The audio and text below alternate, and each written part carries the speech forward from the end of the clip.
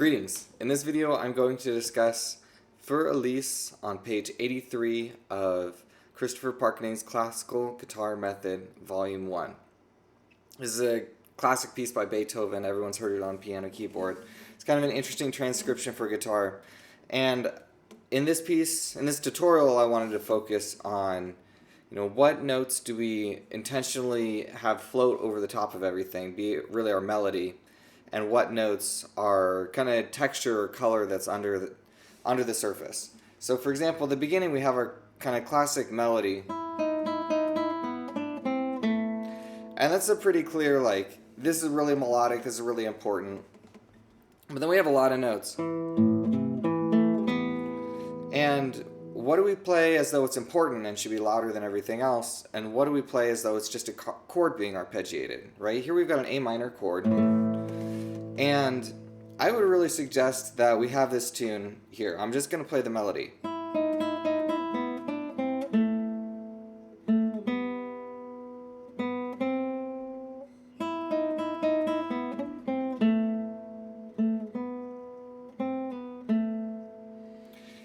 So right here, let's look at measure number 2. So remember, the pickup measure is measure 0. The first full measure is measure 1. Measure 2 has this A minor chord.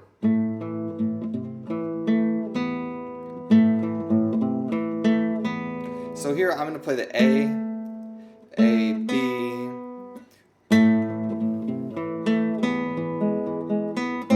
Hear that? How I have this really slow, there's a lot of notes at first, and then all of a sudden it slows down. And what a really slow movement, just a tiny bit per measure.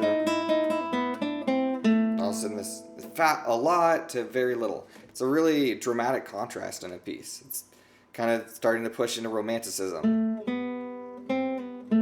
So now at the end of that section, right before the repeat, we have this. Now that little gesture, the A, E, A, I would really suggest we've got this C, B, A, and that A after that is kind of like a little echo. It's kind of coming off the A. If you look at it structurally, it's not doing anything new. And so I wouldn't play it as loud as the first one. The first one is this arrival on our melody. C, B, A. And then the other one is just a little bit of an echo after a bit of arpeggiation in our, or you could even look at it as just arpeggiation. So I'm going to play the preceding measure into that one. Alrighty, so moving on to the next section. Now we have that little echo. If we look under that section marked with the 2 moving forward past the repeat bar. So we have that gesture, and then we have a, I would say that's all melodic. Ba dee da da da da da. So here's what we have melodically. B C D E F E D B E D C A D C B. Have another listen to that.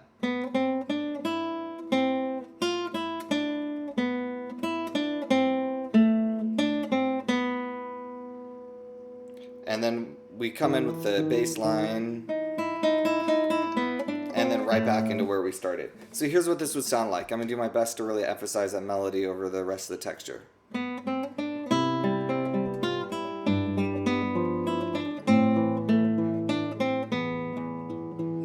So if you're really strategic about how long you let those notes ring out, for example, look at measure 11, where we have this. Now, here it's really natural to hold the D for a beat. I know it's marked as just an 8th note, but if I go. So on measure 12, right after that, I have this A minor chord, and I go C, A. Well, if I keep the C held down, it kind of undermines the sense of moving from C to A in our melody. I'm kind of having this guy hang out when I get to this. But if I am deliberate to release that C when I get to A, it keeps moving forward. Let me do the preceding measure into that.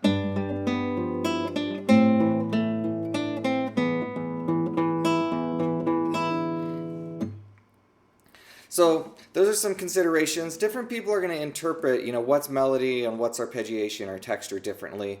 These are reasons why we study music theory. Is we learn the structure of music and we can kind of understand what's the composer doing here. We can literally dissect a piece of music, and especially when you take one specific composer and analyze a lot of their music, you learn what tools they tend to use, which is why it's really rewarding to I would encourage you to analyze the music of Bach.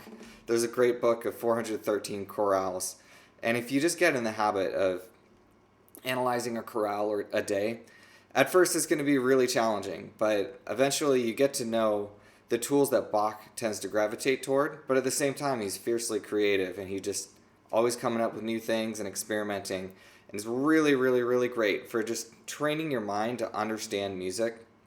So when you come to a situation like this, you actually start to see it more structurally automatically, and it just informs how you're going to play it. Part of it is seeing the structure and picking it apart, and part of it is just developing an ear for it, learning to listen. And we don't want to have every single note in this just be hammered out at the same volume. It gets to be really boring and annoying, to be honest. But if it can be played with delicacy, it can be a really, really interesting piece of music. So I'd encourage you to wrestle with, what's my melody, what's not, and train your hands to be able to emphasize the right notes. Even if it's a matter of just starting very, very slow. Do it at a speed where you can do it perfectly, and then slowly speed it up, and it'll get faster and faster. But if you're doing it at a speed where you're making a lot of mistakes, those repetitions of mistakes are just going to make it automatic to play it wrong.